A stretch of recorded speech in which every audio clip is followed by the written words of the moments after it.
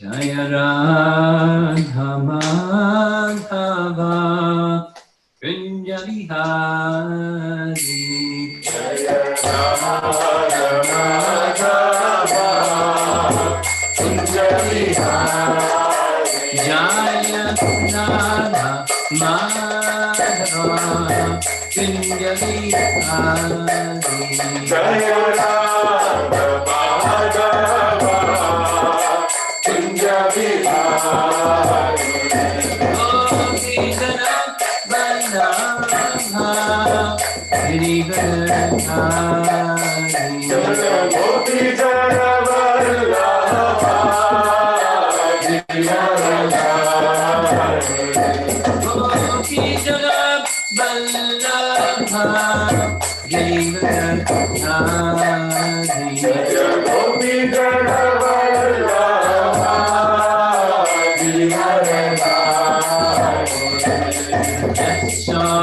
Yashodanandana Vrajajanandana Yashodanandana Yashodanandana Vrajajanandana Yashodanandana Vrajajanandana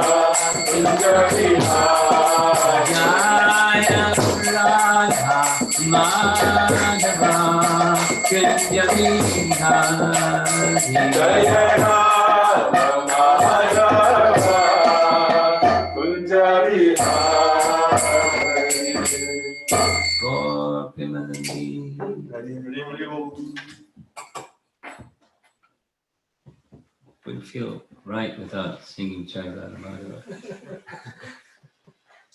Connect with our founder Acharya.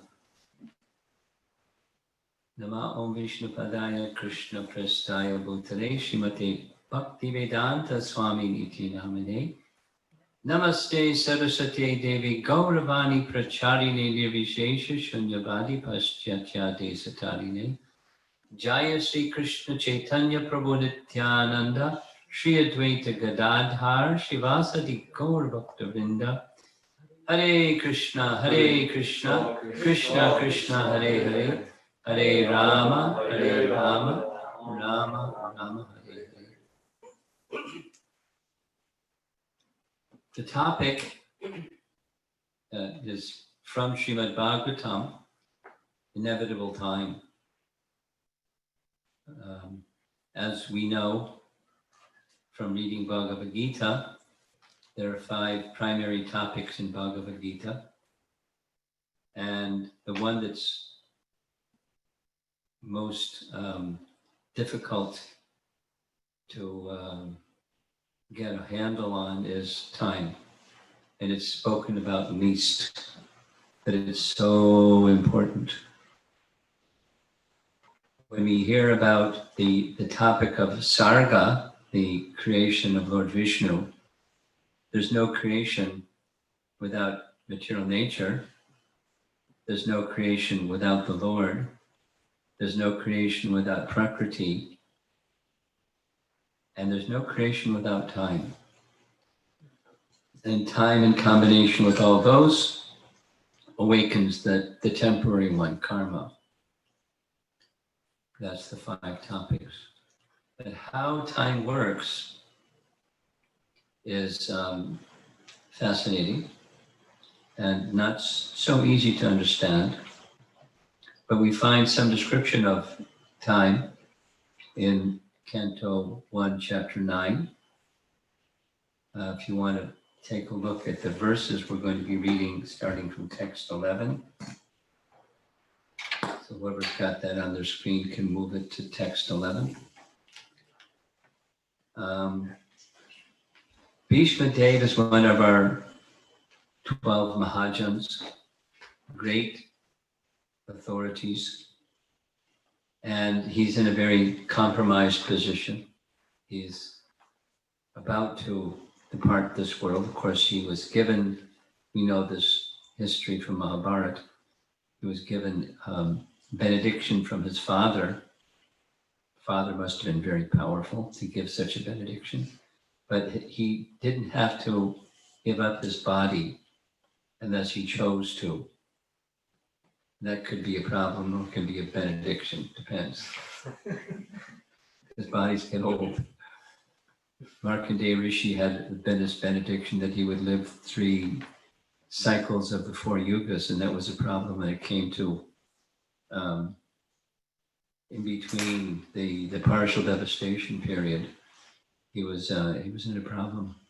Anyway, so Bhishma Dev is lying on a bed of arrows, and Kurukshetra battle is over, and some number of days passed. Why it was that Bhishma Dev was still lying on the battlefield when all these other things were going on, but I've not found an answer to that question.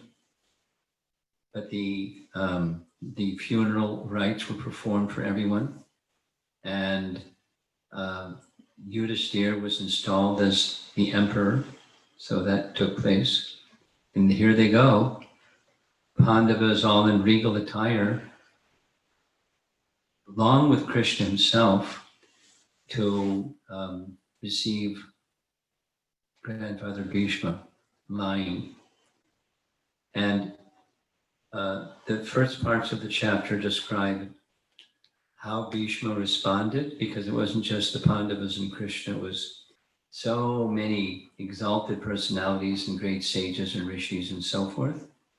And although he was incapacitated, he received them with such culture and grace that everyone was fully satisfied, pleasing words, etc.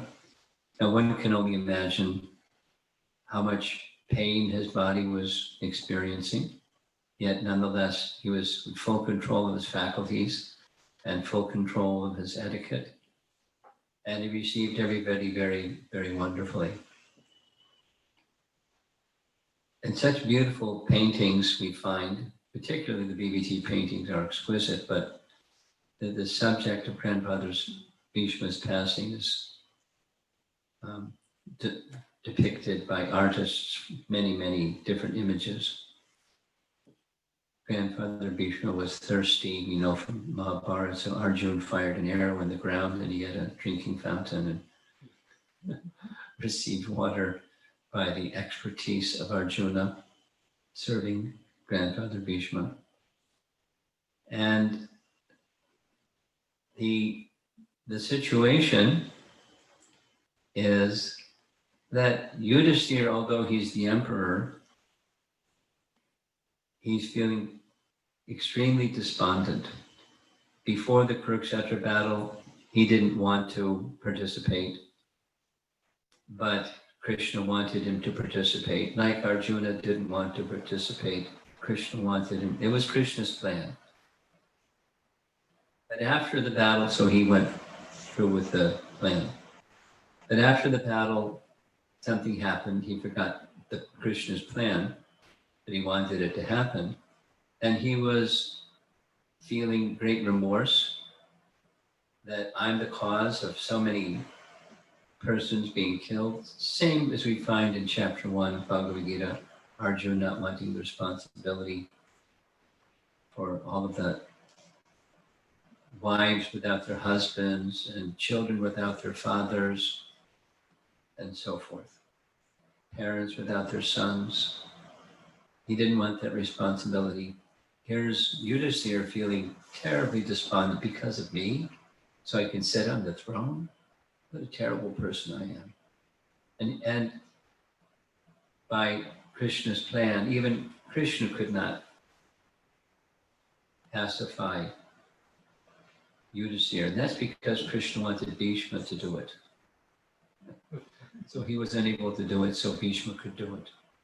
And we're going to be reading 7 verses, and a little bit from the purports, starting with text 11.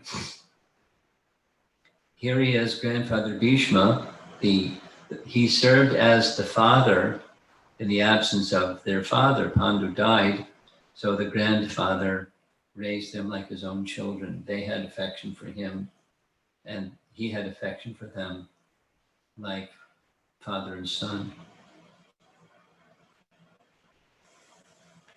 The verse, text 11 reads, the sons of Maharaj Pandu were sitting silently nearby,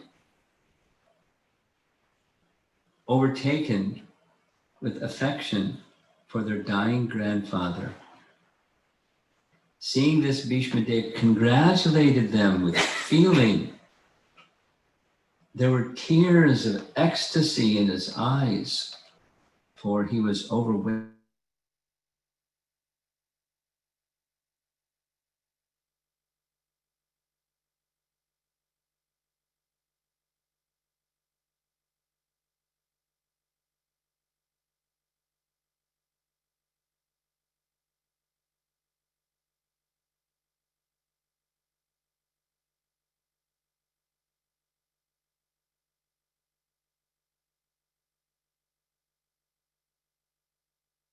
Maharaj, we cannot hear you.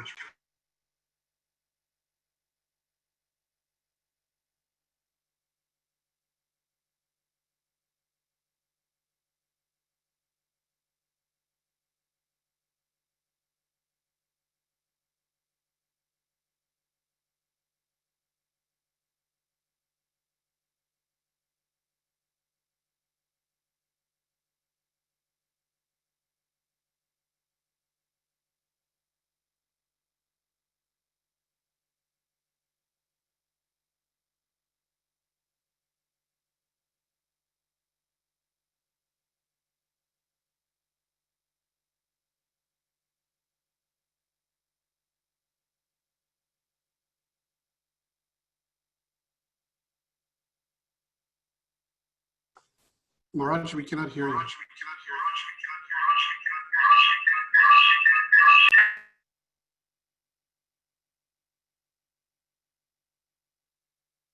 They should be able to hear you now. Can you hear me now, Ramchandra? Yes, Maharaj. Oh, thank technology. Okay. Right after that translation, you went on mute. Should I start all over again? I think till you finish reading the translation was fine. After that, we could not hear you. Oh, okay. Okay. Okay, so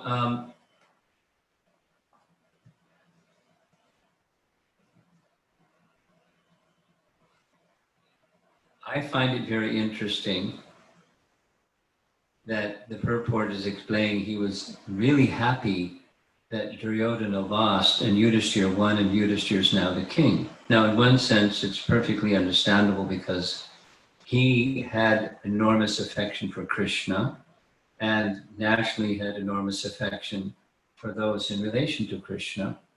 And those in relation to Krishna were also like his grandchildren, like his own children.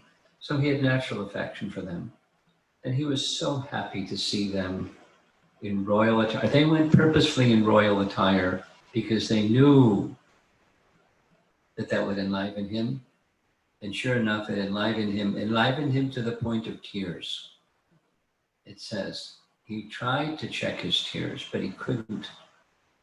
His affection was pouring forth. Just seeing them, yay, they're now in the royal position.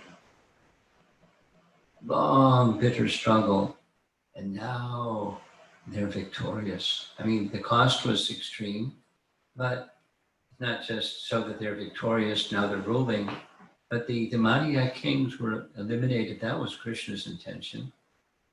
And not only they were eliminated, they were liberated. They were liberated. Bad people achieved liberation. That's pretty wonderful. So he was in ecstasy.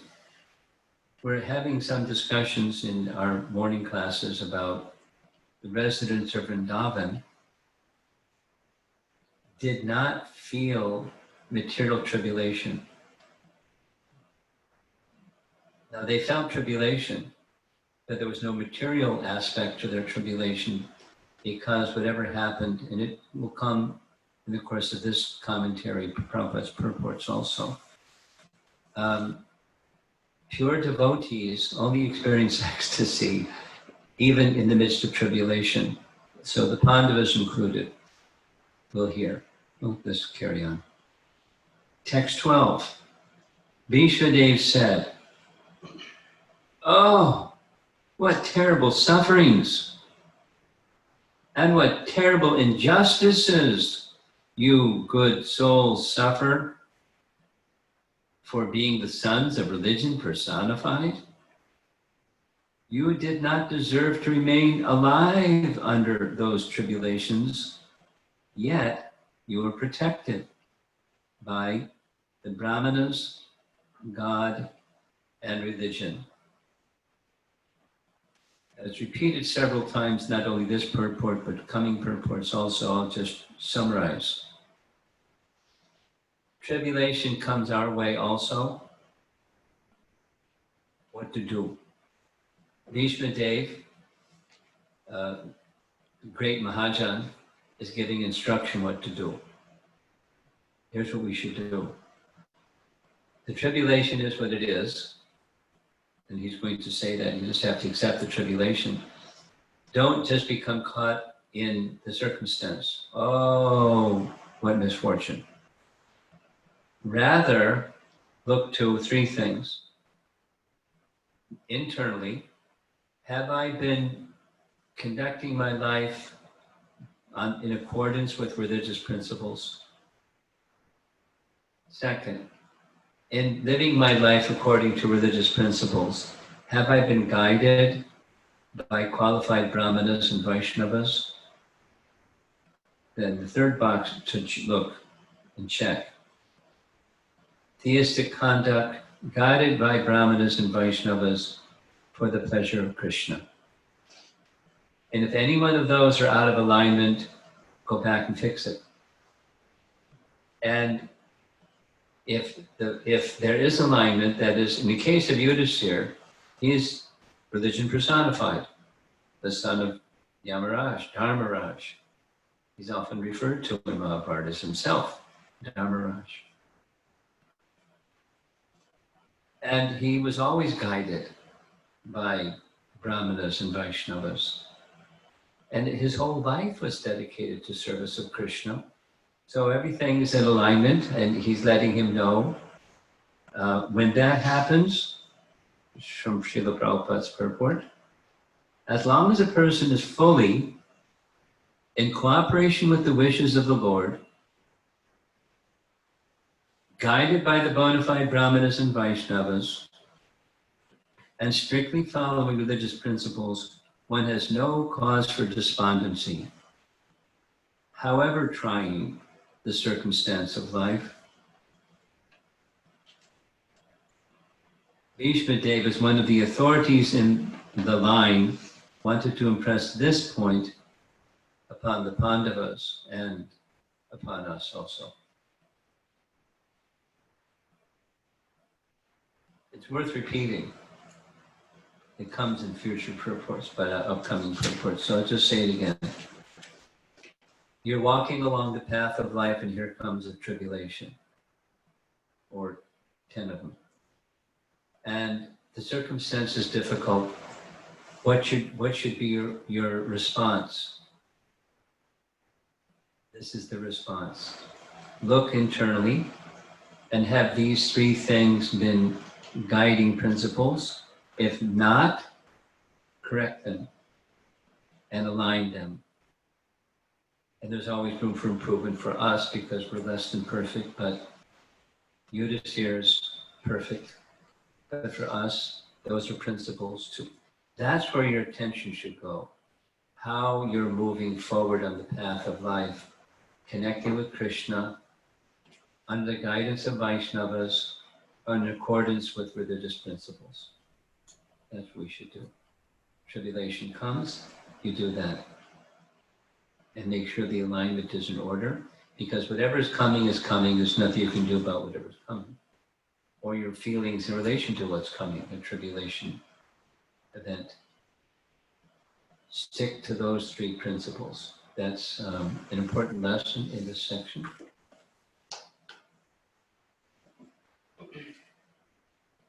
So he speaks first to the Pandavas, to the sons, and then he speaks to Kunti, or about Kunti. As far as my daughter-in-law, Kunti, is concerned, upon the great General Pandu's death,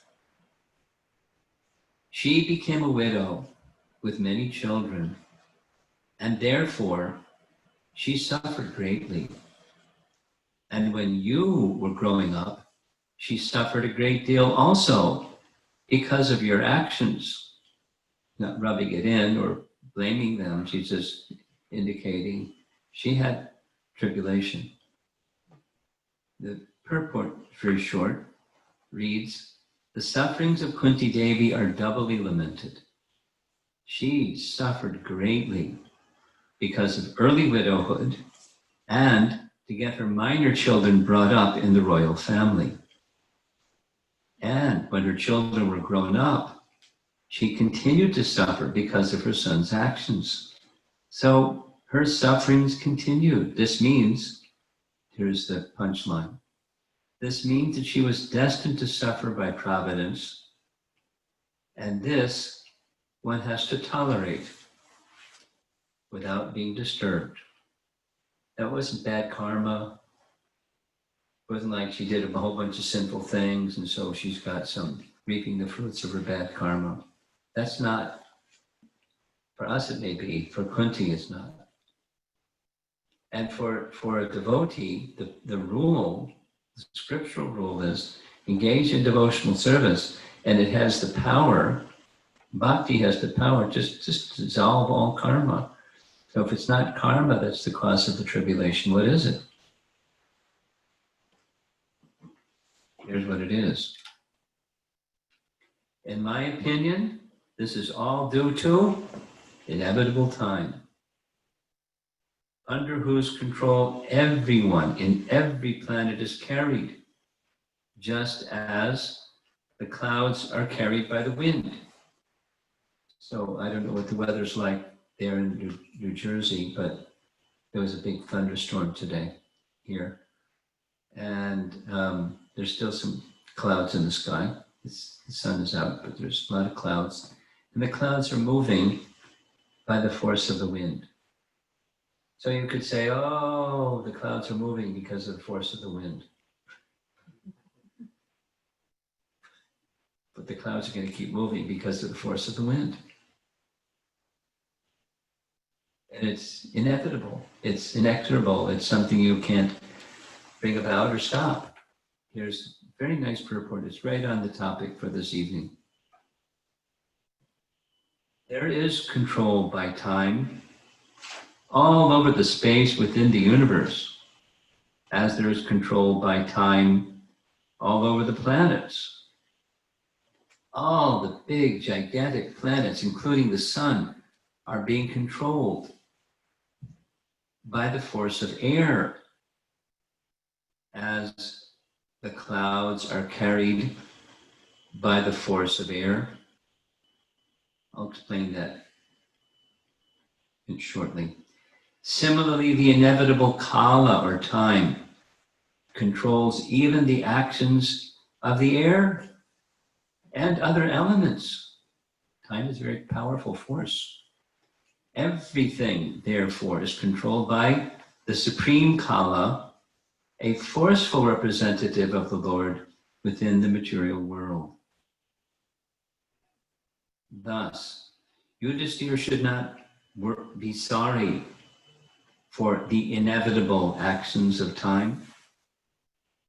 Everyone has to bear the actions and reactions of time, as long as one is within the conditions of the material world. Yudhisthira should not think that he had committed sins in his previous birth and is suffering the consequence, even the most pious has to suffer the conditions of material nature. But a pious man is faithful to the Lord, for he is guided, here we go again, by the bona fide Brahmana and Vaishnavas, following the religious principles. Again, these three guiding principles should be the aim of life. We should not be disturbed by the tricks of eternal time. Even the great controller of the universe, Brahmaji, is also under the control of that time. Therefore, again, the punchline, one should not grudge being controlled by time, despite being a true follower of religious principles. We discussed this in a morning class the other day. One of the top 10 questions that people ask, there's different ways of asking it, but why do bad things happen to good people? Somebody I know, or I myself, or something like that, she or he is a really good person and have so much tribulation. So why is that? And it seems like bad people, they have so much enjoyment, and why is that? Why do good things happen to bad people? If bad things happen, bad things happen to everybody. Time not only destroys, time brings things into being, and time moves things along, and time dissolves all things. Inevitable time.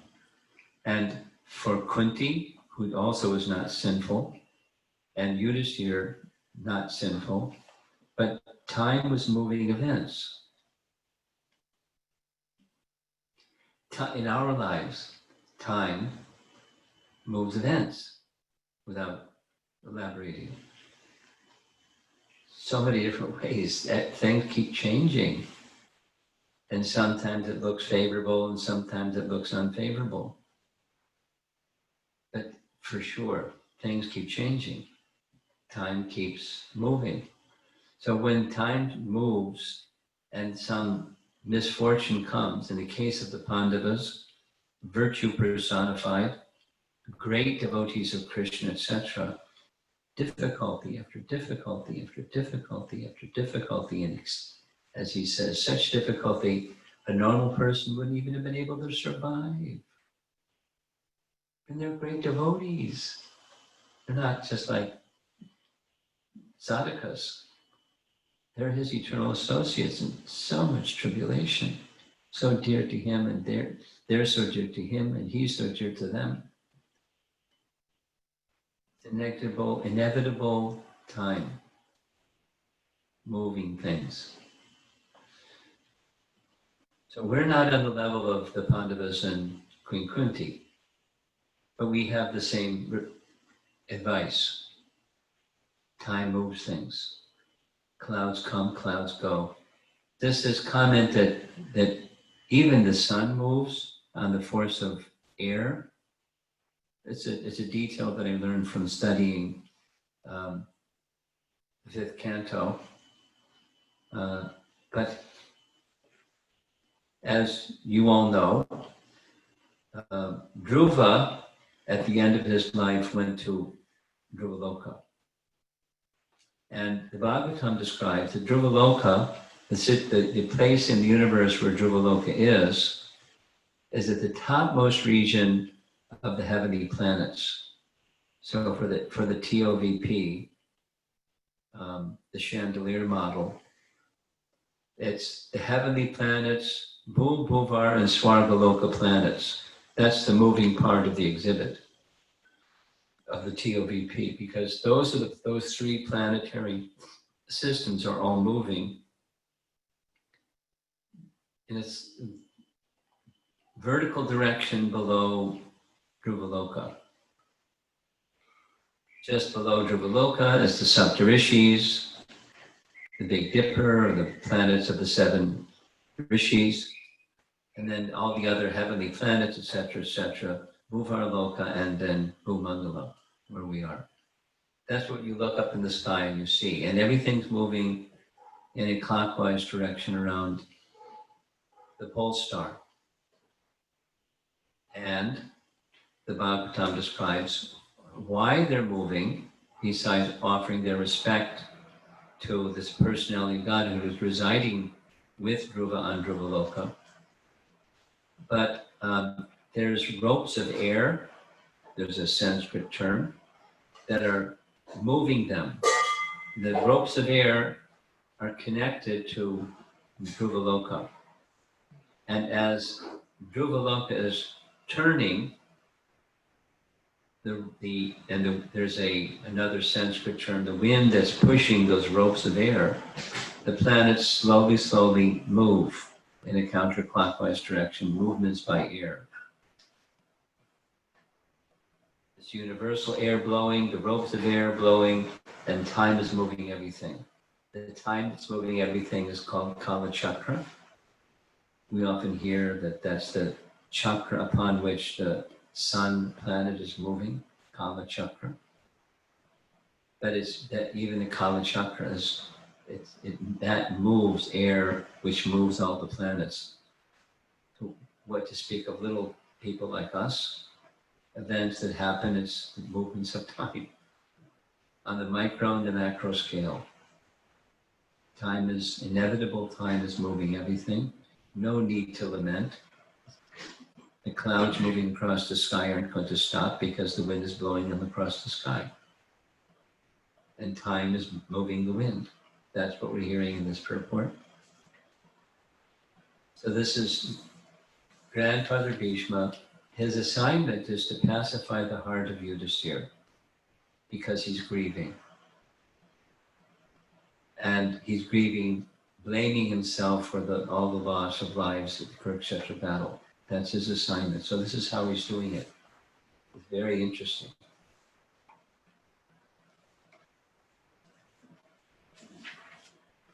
Text 15.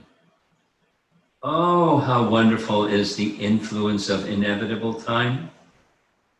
It is irreversible. Otherwise, how can there be reverses in the presence of King Yudhisthira, the son of the demigod controlling religion? Bhima, the great fighter with a club, the great bowman Arjuna with his mighty weapon, Gandiva, and above all, the Lord, the direct well-wisher of the Pandavas. So Krishna is there, right before them all, right in the presence of Grandfather Bhishma. He's pointing to him, at least with his eyes. There he is. And how can reverses happen in the presence of all of this? So more on the inevitable time.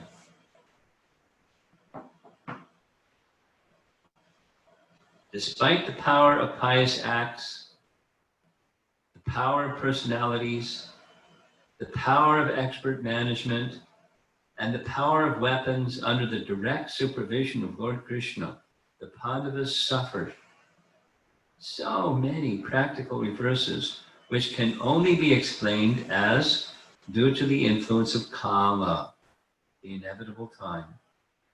Kala is identical with the Lord himself, and therefore the influence of Kala indicates the inexplicable wish of the Lord himself,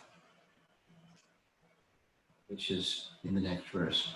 The inexplicable wish of the Lord himself. So why would the Lord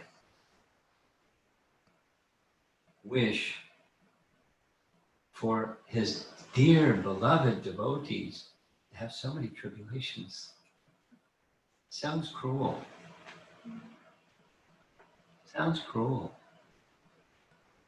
But it's a secret that we can express, and it will remain a secret unless you're a devotee. One of those kinds of secrets. That tribulation for a devotee is an ecstasy. Now, maybe I better not be a devotee because I'm going to get ecstasy in the form of tribulation. But each time they're right at the edge and Krishna comes and rescues them. It happens in Vrindavan, and now it's happening as well as happening. It happens in Dwarka. It happens in Dwarka. Even in Krishna's presence, there's difficulty. And it's happening in Hastinapur. And in the life of his beloved devotees, the Pandavas. Every time Krishna came to the rescue.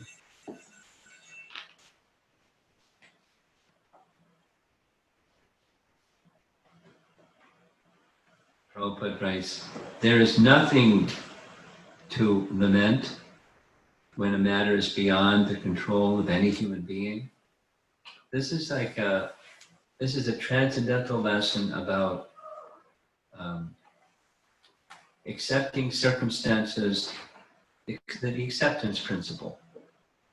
There are circumstances in life that there's nothing we can do about it, any more than the clouds that are blowing in the sky. There's a big storm here today, but what are you going to do? Carry an umbrella or stay indoors. But it's going to be a big storm. Nothing you can do. You deal with it, you accept it, and you conduct your life. So tribulations come in our lives. What do? You accept it. Accept it doesn't mean you don't do anything. You do something.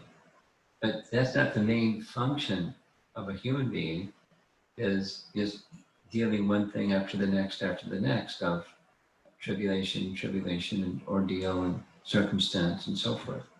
You get exhausted. And discouraged. That's not what to do. They're to be accepted, and the same alignment, consideration. This is our Mahajan grandfather Bhishma instructing Yudhisthira to come out of his despondency. Text 16. O king, no one can know the plan of the Lord Krishna, even though great philosophers inquire exhaustively. They're bewildered. And that's an important. Why things sometimes we want to know. We ask, why? Is there some lesson for me in this circumstance of life? Things seem to be going in a very strange way. We may not understand. Grandfather Bhishma is saying, great philosophers, great rishis, great personalities, who can say what the plan of the Lord is? We may get like a thread or two, maybe, but whether we get a thread or two or not, there's some plan being carried out, and there's some service to Krishna for us, and that's where his attention is turning next.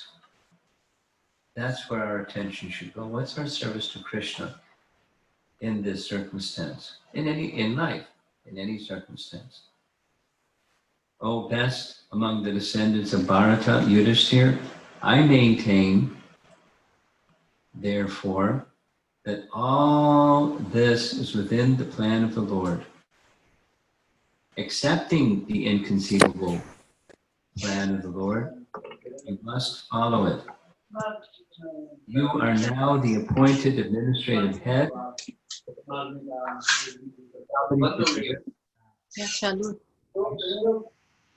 Somebody muted. Thank you.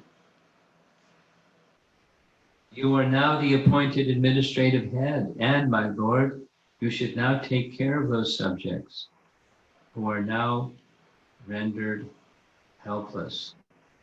And this is our last verse, and just a quick touch on the purport.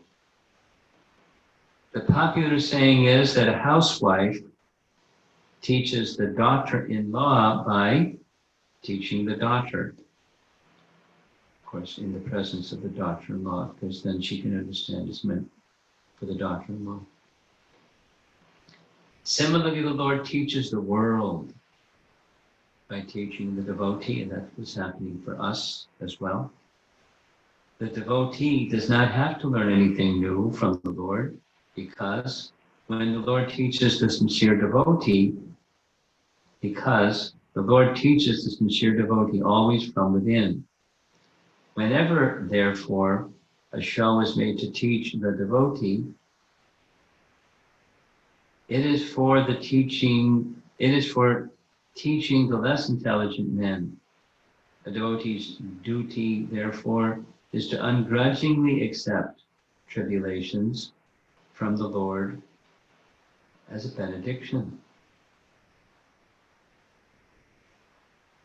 Tribulation, benediction. Wait a minute. The Pandavas were advised by Bhishma Dev to accept the responsibility of administration without hesitation. The poor subjects were without protection due to the battle of Kurukshetra, and they were awaiting the assumption of power by Maharaj Yudhisthira. Punchline at the end. A pure devotee of the Lord accepts tribulations as favors of the Lord. Whoa, let's say that one again. A pure devotee, that's not us, right? Accepts tribulations as favors from the Lord. Since the Lord is absolute, there's no mundane difference between the two. Now, they may feel different. That's okay. But mercy of the Lord, favor of the Lord.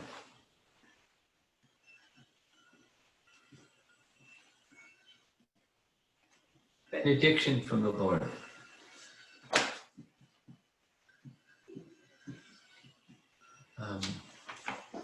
We were discussing this morning, it's a long topic, which I'm not going to go into in detail, why Krishna didn't go back. After he took care of Kamsa and freed Vasudeva and Devaki, he knew the love of the residents of Vrindavan. He felt that same love for them that they felt for him. It was his greatest happiness when he went to Vrindavan from Gokul. He was enlivened. Of course, he's the personality of Godhead. He's self-satisfied anyway, but in his own abode, Vrindavan, he was so happy with Balaram and so forth and so on. And he knows exactly their feelings. Why didn't he go back? And there's multiple reasons. We'll say some of them. This is the plan of the Lord. But we can hear from our acharyas what they say. Krishna was considering, if I go back, the demons that are remaining on the planet, they'll know I have affection for the Pandavas, for the Brijbasis. So they'll go harass them. So I can't go. I have to deal with the demons. So just then, Uddhava came to do some service. There's the solution. Uddhava, he's a perfect minister. He can go and pacify them for the time being. There's a long description of different reasons. Long description, different reasons. And Krishna had to adjust all those different reasons. But one of those reasons described by Jiva Goswami is Krishna wanted to show, he writes, just like someone may put gold in fire to show the quality of the fire, the quality of the gold. It's part of the ways, I don't know the system, part of the ways that gold is purified is by melting it, molten gold, and other alloys separate out and the gold is remaining. But when gold is pure gold, you put it in fire and it shows it's pure gold. So similarly, Krishna was showing the world the amazing intensity of love of the residents of Vrindavan, and particularly the gopis, the love of Jasoda and Nanda as well.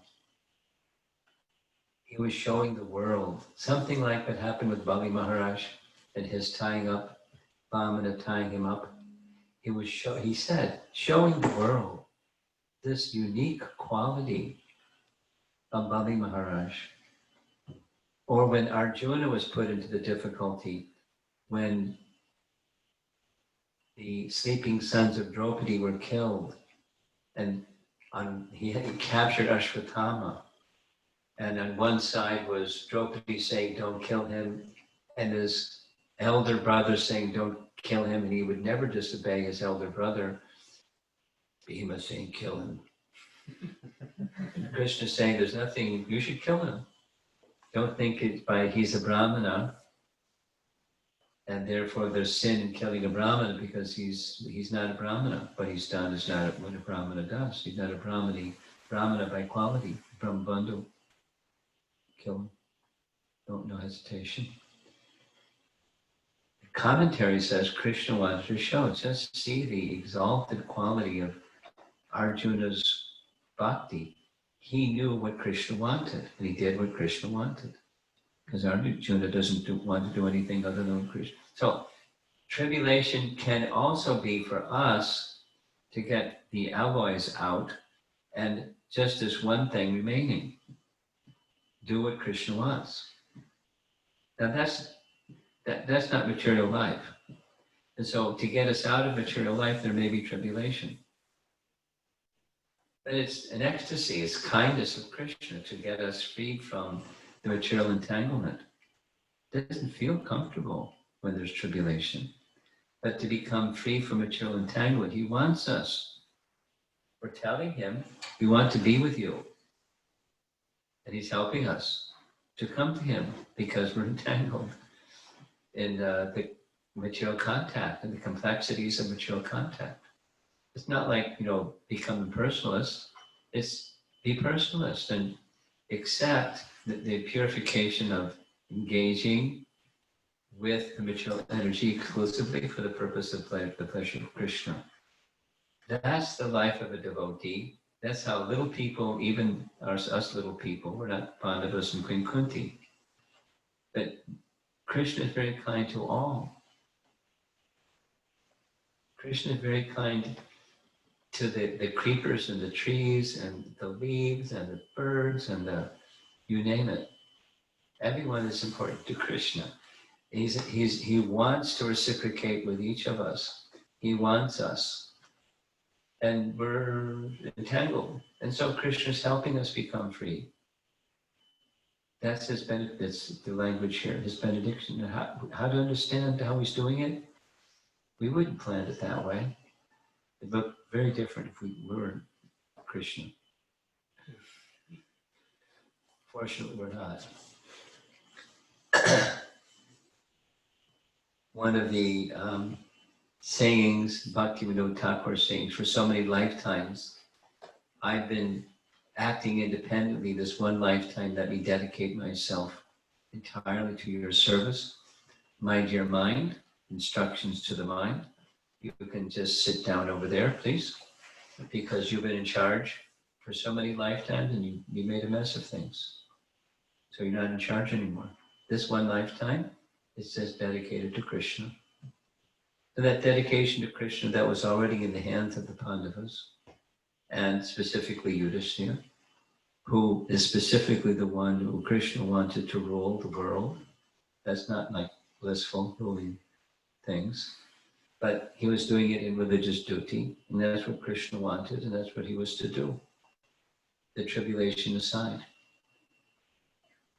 Do what Krishna wants, and align yourself in these three principles, and facing in inevitable time, align yourself with these three principles. I know some people that are dealing with very serious health issues, not just pandemic issues, but and they're fearful and confused. Inevitable time. So let go of the bodily conception and accept the spiritual conception of taking shelter of Krishna live your life according to theistic conduct. Take guidance from the Vaishnavas and Brahmanas. Aim at pleasing Krishna with whatever you do, whatever breaths you have left, etc. Strive like that, and you'll be protected by Krishna. Guaranteed. Guaranteed. Krishna is loving and he's all powerful. Protection is there. Guaranteed. Accept the plan of the Lord.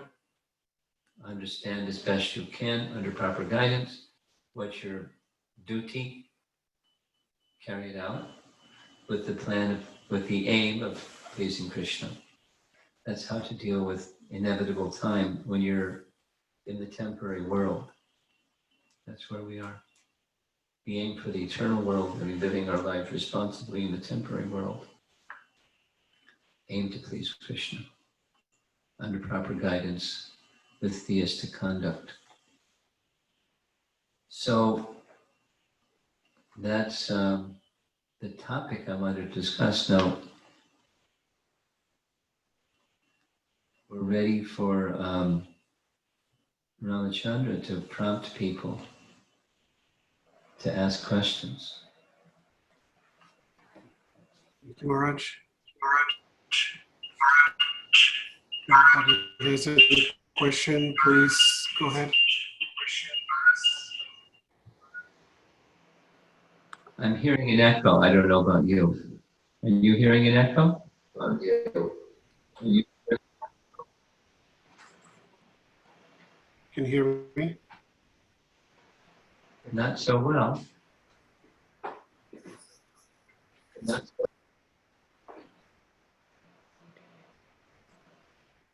Okay, there is Maharaj on one question on the chat. Thank you, Maharaj, for sharing the three principles. We could take shelter of. Regarding the third principle, is it just saying to Krishna, let this be pleasing to you? Well, that's the words, and then there's the heart.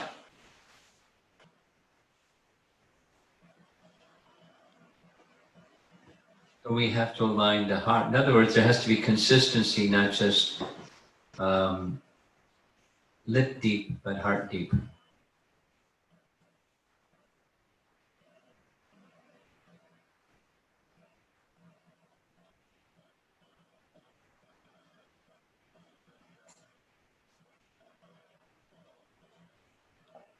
Technology doesn't seem to be cooperating so well right now.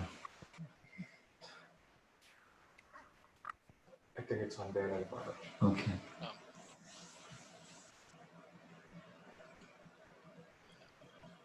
Thank you so much, Maharaj. I have one question. Can I ask next question, Maharaj? Yes, please. I'm listening.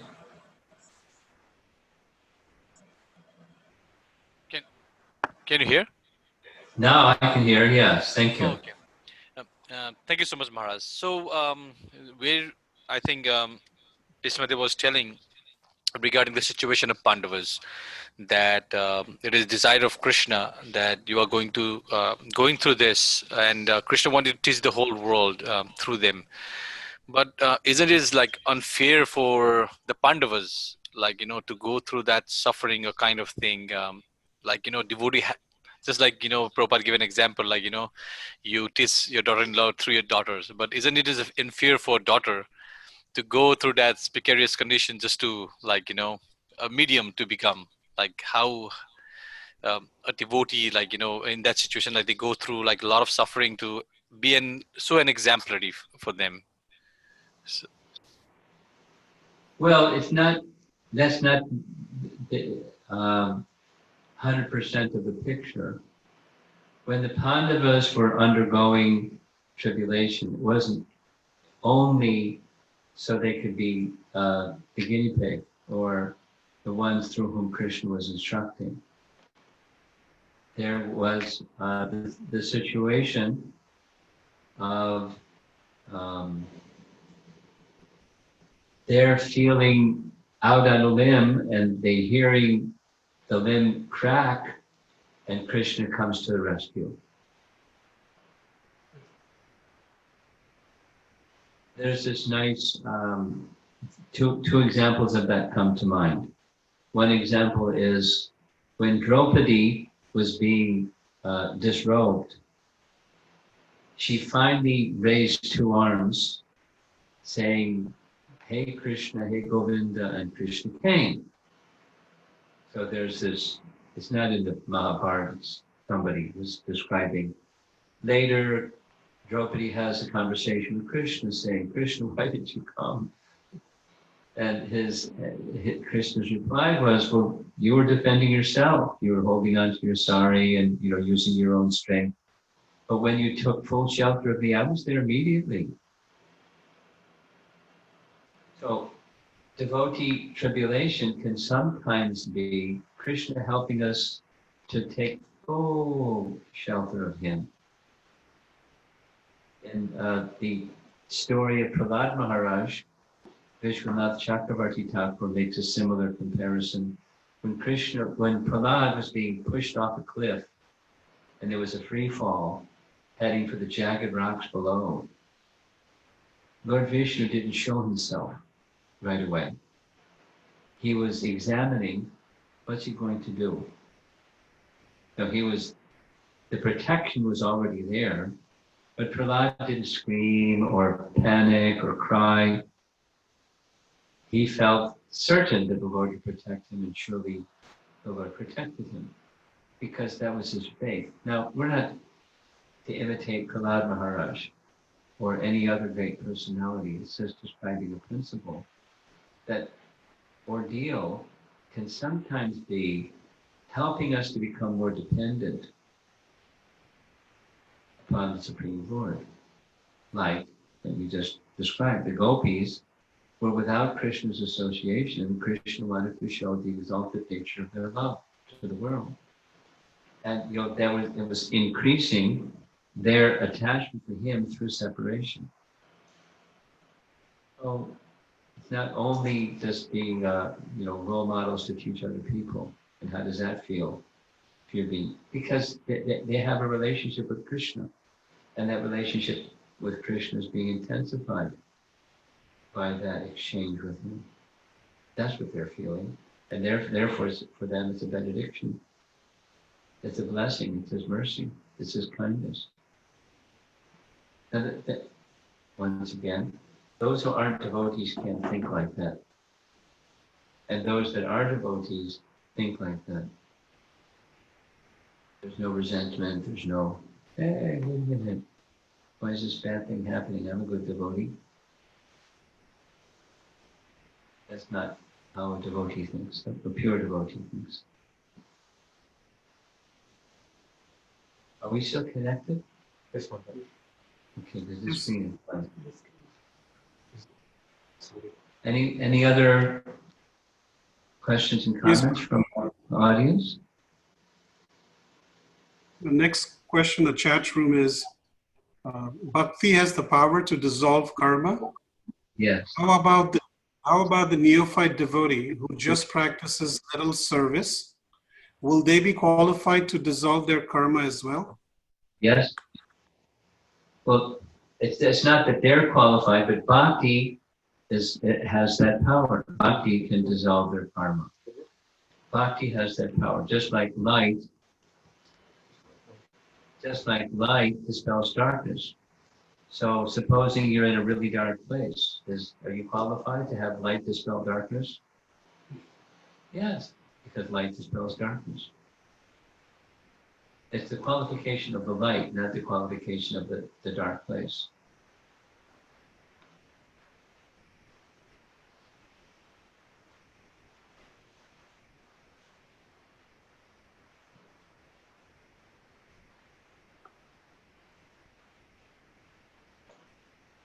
There's a follow-up on the previous question on the three principles. Thank you, Maharaj, for your clarification on my previous question. Regarding those three principles you shared, if first two are followed, the third one automatically gets fulfilled. Is that understanding correct? No. So I can follow rules, and I can follow directions of the person's guiding, but my intention may be something else. Intention is to please the Supreme Lord. So you could say, if my intention to please the Supreme Lord, then the other two will follow. But somebody may have a sentiment to follow the Supreme Lord and deviate, and keep deviating, and that is, in other words, deluding themselves about pleasing the Lord. So the person that wants to please all three have to be there, in short. Check all three, not just two of them.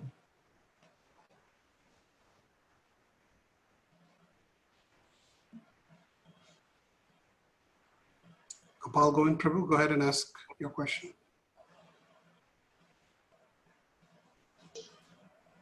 Hare Krishna Maharaj, thank you for giving your time and association on this class. Am I audible? Yes. Okay. So Maharaj, on this text 17, you mentioned that pure devotee takes the full protection of the Krishna, trust on the full protection of the Krishna. Um, how about the neophyte or the beginner? As an education point, I can take that fact, but to meditate on it and practice it, it's kind of hard.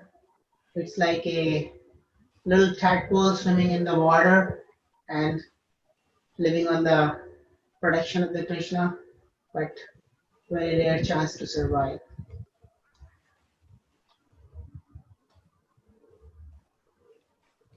I'm not clear what your question is. So, Maybe okay, I'll rephrase. My question is that the protection of the Krishna, pure devotees follow the protection of the Krishna, but pure devotees follow the protection of Krishna, yes. right. So for the beginners, the same principle applies. However, it's very hard to practice it. Very hard to follow that.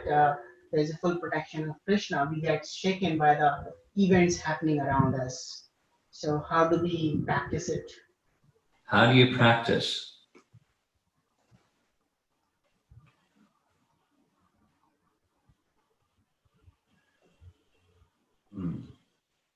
Well, you practice by practicing.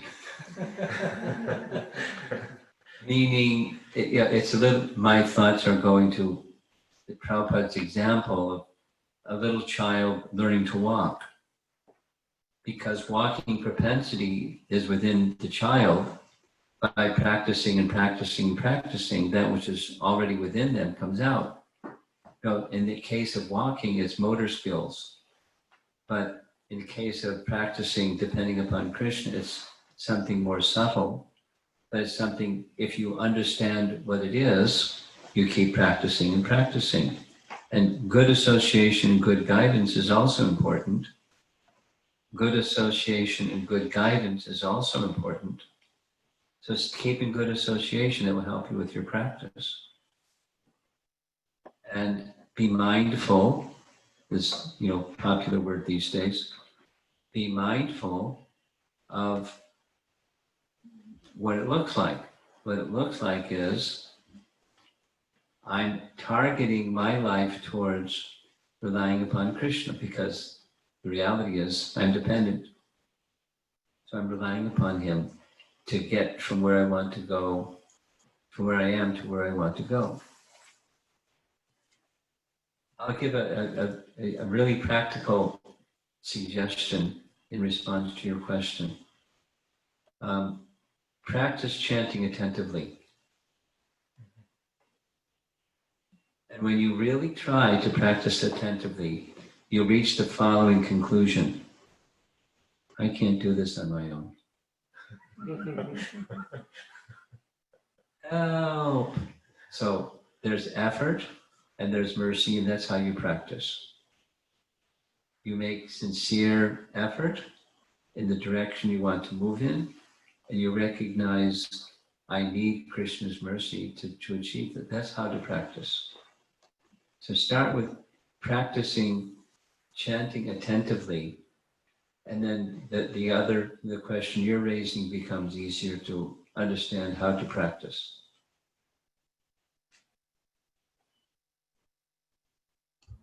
Thank you, Maharaj. That's a different kind of an answer, isn't it?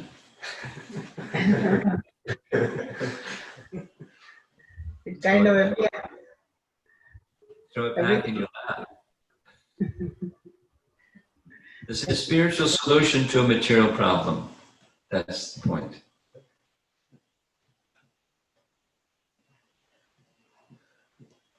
Maharaj, the next question in the chat room is, if a person faces tribulations one after another, how can one maintain firm faith and determination in Krishna's plans?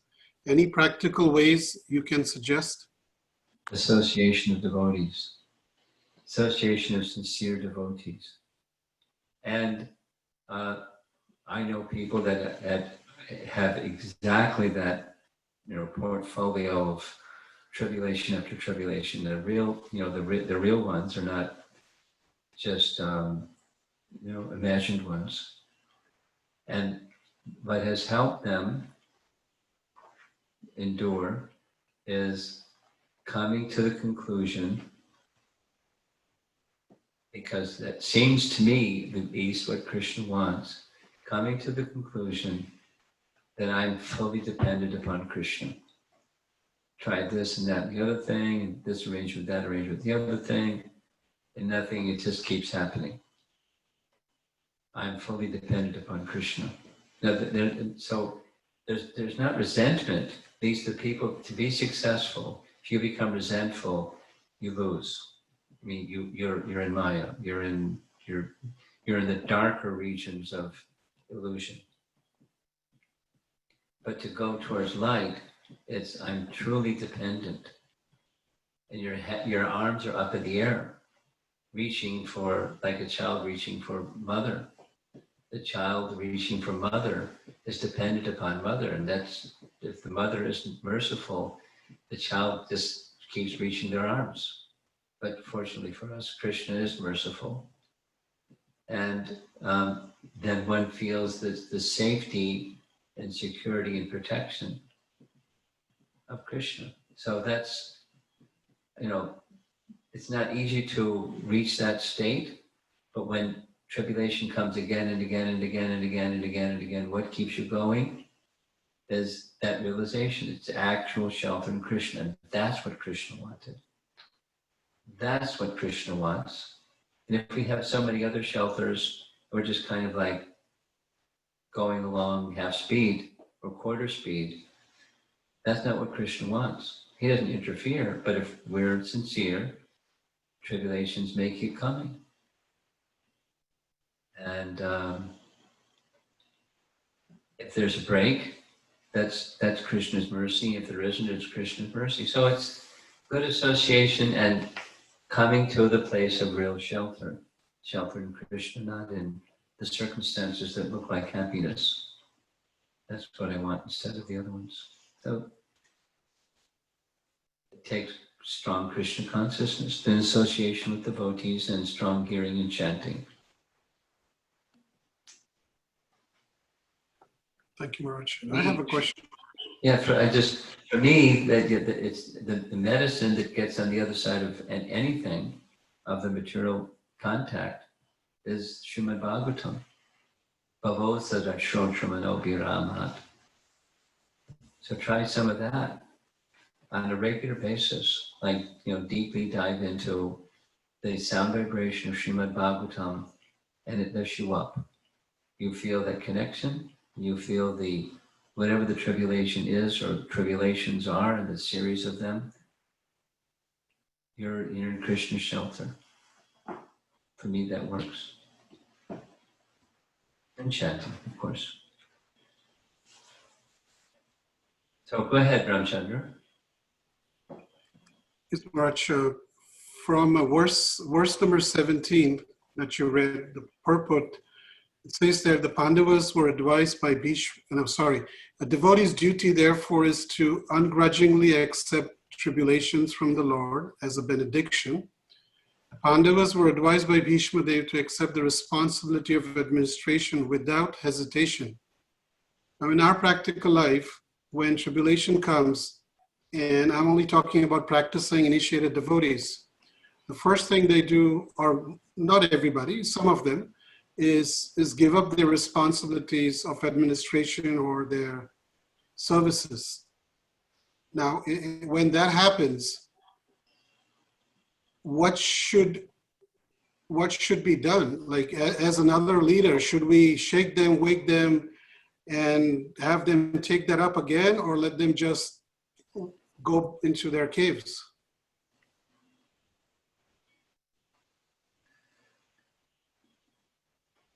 It depends on the person, their circumstance, their association, their strength, their resiliency, their other relationships and connections. So there's a lot of variables. You know, there are different options that you can take as a response. I have found, you have to look at the person. Sometimes people just need space and take, 2 or 3 deep breaths, and they're ready to move forward. And some people need much longer period of time. So the answer to your question is, it so much depends upon the relationships that you have with that person and that person has with other persons. And you look at the holistic picture, and one of the options is what you said. Stand and fight.